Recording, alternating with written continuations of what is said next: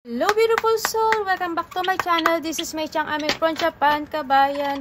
Scorpio, this reading is for you. Maraming salamat po na sa akong subscriber, cross-watcher, at sa mga bago pasok dyan. Welcome na welcome kayo sa bahay ni Ate Aimee. Maraming salamat din sa nakataba ng puso ninyong mga comments. Sa lahat kayo is resonate. Kikompit lang mga kabayan ng inyong energies. Iwan dyan, pati pangalan niyo binabasa ko. Makakulay yung energy nyo, makaresonate lang kayo sa ating reading. Tandaan nyo, general reading tayo, no? Marami kayo energy sa mundong ito. Maaring nangyari, or mangyayari pala. We have the dagger. Huwag na tayo mag-aksaya ng oras. We have the dagger. Yan, may mga pangamba daw kayo. Yan, pinaalala, tense situation. Baka may mga inaalala kayo sa buhay, no? Baka nakakaramdam kayo ng takot sa mga bagay-bagay. Mag-ingat din kayo, no? Kasi sa nakikita ko dito, this is a problem. Ako nakikita, baka mga manakawan kayo, masugatan kayo, hindi man ikaw, malapit sa puso mo ha, ganyan, because of the knife or ano man something na matatalas o matulis, mga ganyan. Kung ano man yan, baka biglang may pumasok na magnanakaw sa bahay mo, o kaya hablutan ka na kung ano man yan. So, ingat lang din. Pero iba dito, yun nga, may takot, tsaka pag-aalala, tsaka may mga tense sitwasyon na mangyayari daw sa inyo. We have the grapes. Yan, siguro iba sa inyo, magkakaroon kayo ng paglabas, activity, adventures yan. Kasi magkakaroon ng paglabas, going out. Yung hindi naman palagi lang nasa bahay, siguro this at a time na lumabas ka, no? Magsaya ka, no? It comes to your friend.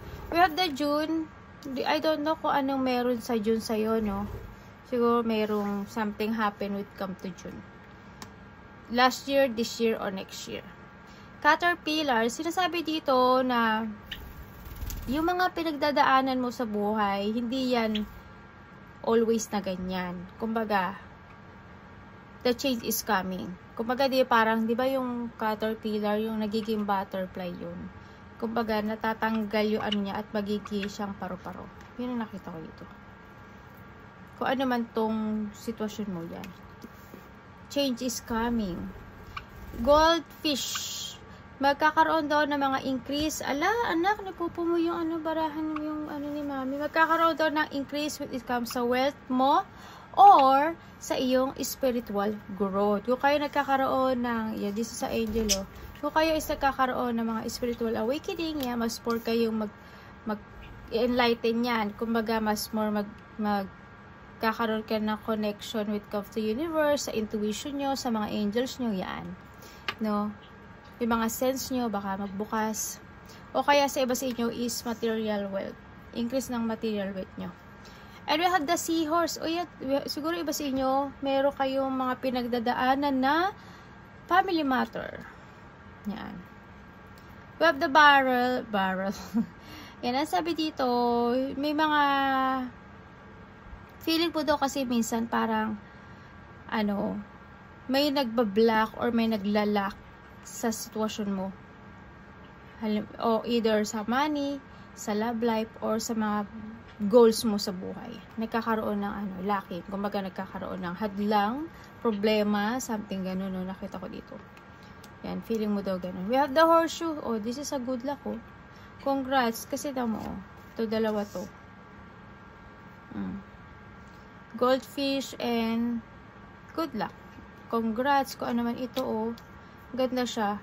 Kumbaga, may mga, kung ano yung mga pinoproblema nyo. Ito, si Caterpillar. Hindi ko nakakuha. Hindi ko siya makuha. Si Caterpillar, tsaka it's Caterpillar, good luck, tsaka itong si Goldfish, si Horseshoe, tsaka si Goldfish. Kung ano yung mga worries, fear, tsaka tense na sitwasyon nyo, wag ka daw mag-alala kasi yan, change will come, no? Kung saan man parte ng buhay mo yan, change will come. And we have the Rahula. Si Rahula kasi is marami siyang mata, no? Kumbaga, when it comes to spiritual awakening, siguro magkakaroon or magbubukas ka kayo ng enlightenment or magbubukas yung inyong third eye. And then, nakikita ko rin dito na kailangan mo daw harapin yung takot mo. Yan. kailangan mo daw harapin yun. Baka may mga takot ka yan. Kung ano yung mga natakot sa buhay mo, harapin mo yun. Takot ka bang mawala ng pera? Takot ka bang mawala ng love life? Takot ka bang mawala ng mga something na mahalaga or anuman sitwasyon na meron ka? Yan. Harapin mo daw yun. I will have the Pehu. Si Pehu, this is a luck. Yan. Baka iba sa inyo because we have the good luck. Yes, baka may manalo po, no? Baka may manalo. Try nyo lang, di ba? Why not? Pero, sa nakita ko dito, yan. Kung saan man kayo lucky, trust your intuition, yan. Kung saan, hindi ko masabi kung saan siyang parte, pero, try nyo. Kasi there's a luck, there's a wealth. This is a lucky card. And then, nakikita ko rin dito, may mga sitwasyon daw na unexpected. Maybe dahil investment, may baka may gagawin ka ng investment, may mga gagawin ka ng pagkakaperahan, ideas, ganyan. And also, this is a beginning. Dito na daw, mag-umpisa na daw ang iyong lucky. No? Kumbaga, iba sa inyo is magkakaroon na kayo ng mga excitement feelings dito. Tsaka, this is wealth, prosperity, material gain, and increase. Yan, ang nakikita ko dito. And there's a luck coming in your way, no? And we have, baka meron, baka nakakita ka ng tuwan-tuwan, ano, sinasabi dito, or mayroon significant to sa'yo. Kung ano man tuwan-tuwan niya sa'yo. Sabi dito, there's a prosperity, harmony, and journey. Yan nga sinasabi sa'yo na may mga exaggeration. Siguro, nagkakaroon ka ng situation na nag-exaggerate ka sa mga bagay-bagay na meron ka ngayon. Kung ano ba nagkakaroon na gano'n. And then, sinasabi ito, yung parating na raw, no, yung mga hinihintay mo sa buhay. Basta i-maintain mo lang daw na you relax and you have a discipline. Yan. Kasi malapit ka na daw sa goal mo. Tsaka wag ka daw, kumbaga, there's no need to overextend yourself. Kumbaga, guard your energy. I-guard mo daw yung energy and you need to focus. No? Kasi it will pay off nga daw. Kasi hindi naman daw ito isang madalian. Kumbaga, hindi siya elevator. Kumbaga, ito is dahan-dahan na papaakit na parang you need to climb. No, yung nakita ko dito. Hindi agad-agad is lahat is sabay-sabay inibibigay sa'yo. Kumbaga, yes, you have a luck, no? Kumbaga, yun nga, may mga problema na matatapos, no? May mga sitwasyon na mag-change ang nakita ko sa dito. We have the harmony yan, o. Kailangan mo daw ng harmony, di ba? Ang nakikita ko dito, important, ang para sa, sabi ni card, ang bagay daw sa iyo na isang trabaho is work from home. Kasi mas kailangan mo daw ng peaceful, quiet, and harmony nga. Ganyan. Yung workplace mo daw na bagay sa iyo is work from home or work your own. Sarili mong business, yung ikaw yung nagmamanage. Yun naman mga bagay sa iyo. O kaya, you need to work from home. Hindi ba ikaw yung manager or pero sa home ka lang. Ganun. Yun daw ang mga bagay sa'yo. No? Na profession. Sa nakita ko dito. Yun. Mas magkakaroon ka ng lucky dito. Kumbaga, kung ikaw magmamanage ng iyong business, mas magiging lucky ka. Kasi, Scorpio have an ability to success. Yung kung mamamasukan ka, hindi siya bagay sa'yo. Kasi, ang ability ng mga Scorpio is own business, work from home, computer, sa bahay lang as in. O kaya, more on sa inyo kasi is business-minded kasi ang Scorpio. Magaling sila when it comes sa pagpapatakbo ng sariling negosyo. Ganyan. Kasi pag the more na siguro na nasa labas ka, the more na medyo magulo, siguro iba sa inyo baka mahiluhin o kaya parang pag over madaming tao, maka medyo nai-stress na kayo, yung gano'n. Mas maganda sa inyo daw yung relax ang inyong mind, peace, ganyan. Mas more kayong nakakapagtrabaho sa gano'n. Yung mga hindi ka namamasukan, ganyan. Diba? Kasi sarili mo.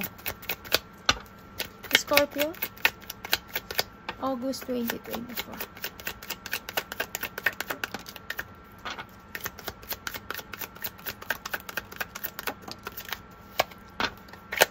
Scorpio, August 2024 version.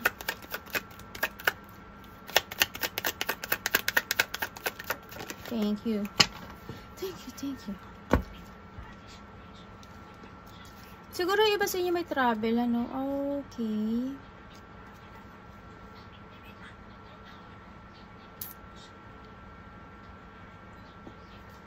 Ang nakikita ko sa'yo dito, huwag mong linglangin yung sarili mo na parang, nakita ko dito parang nagsisinungaling ka sa sarili mo. Na parang, may mga sitwasyon na kaya mo, na overcome mo, ano ba to? Parang hindi mo lang binabaliwala mo lang, pero deep inside hindi. No? Huwag mong paglaruan mismo yung sarili mo na paniwalain mo yung sarili mo na na-overcome mo yung mga situation. Kumbaga, sabi nga ni Rahula, 'di ba? Sabi nga ni Rahula, harapin mo yung mga bagay-bagay. Kailangan hindi ka takot. Harapin mo yung mga takot mo, pag-aalala mo sa buhay mo. Yun ang nakita ko dito. Kumbaga, you need to decide. Huwag ka lang maghintay for a change, kumbaga. And, yun nga, kumbaga, mas more mong alamin, mas more mong harapin yung mga sitwasyon o bagay-bagay sa nakita ko. Make a decision. No? Kailangan mo daw magkaroon ng clarity at pag-aralan yung mga bagay-bagay. Kasi parang nakita ko dito, parang may mga sitwasyon ka na parang tinatalikuran mo o gusto mong talikuran. Ang nakita ko dito.